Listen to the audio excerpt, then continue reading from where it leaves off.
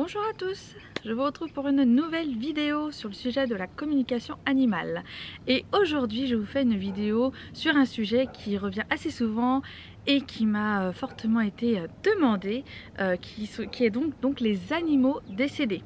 Donc comment se passe une communication animale avec un animal qui est décédé? Alors dans la pratique, nous on utilise plutôt le terme connexion, puisque la communication animale s'applique plutôt pour des animaux vivants, alors qu'avec les animaux décédés, on va se connecter sur un autre plan. Donc c'est pour ça qu'on va plutôt appeler ça une connexion. Donc tout comme la communication animale, la connexion c'est tout simplement le fait de pouvoir entrer en communication avec un animal qui lui est décédé, donc qui est sur un autre plan.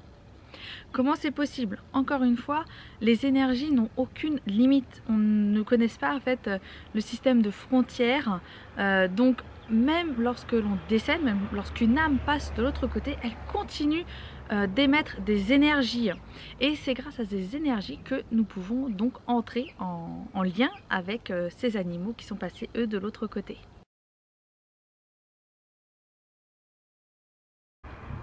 Alors pourquoi effectuer une connexion?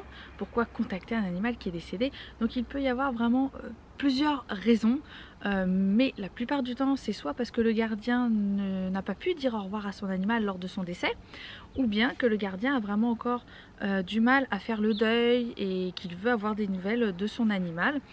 Et aussi pour une autre raison, mais que je comprends totalement, c'est aussi pour se persuader que nos animaux continuent à exister d'une certaine manière de l'autre côté, donc avoir une preuve que oui, ils continuent d'exister quelque part.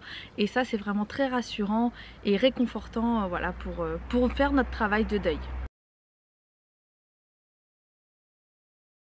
Alors, qu'est-ce qu'une connexion peut apporter à l'animal? Parce qu'après tout, l'animal a fait sa vie, est décédé, maintenant il évolue sur un autre plan, il est très occupé de l'autre côté, il évolue sur son âme. Alors, pourquoi aller, entre guillemets, le déranger? Alors, ce qu'il faut savoir, c'est que les animaux qui sont décédés apprécient beaucoup que leurs gardiens viennent prendre de leurs nouvelles.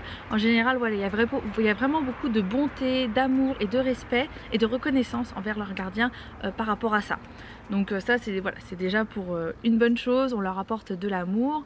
L'animal apprécie aussi pouvoir donner des nouvelles à son gardien.